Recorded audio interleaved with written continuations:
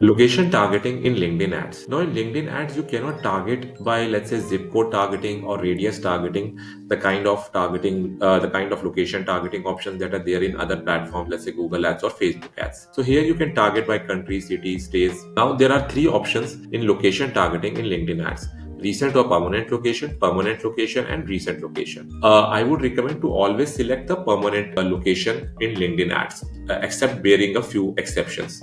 So let's say you want to target professionals or IT professionals in a particular geography, let's say US geography. So it's always recommended to select permanent location rather than, let's say, recent or permanent locations. This is because, let's say, somebody is traveling to that locations that is not their permanent location. Let's say somebody traveling from, let's say, other geography, India to US, he would also get targeted. So since you only want to target, let's say, particular people, let's say IT professionals in US, so it's better to use just the permanent location options. But let's say you are holding an event in San Francisco or something like that, so in that case you can use a recent or permanent location, or maybe a recent location. Let's say people who have are recently in San Francisco, you can target that for that particular event along using along the other native filters in targeting. But most of the times use the permanent location options as far as the location targeting is concerned.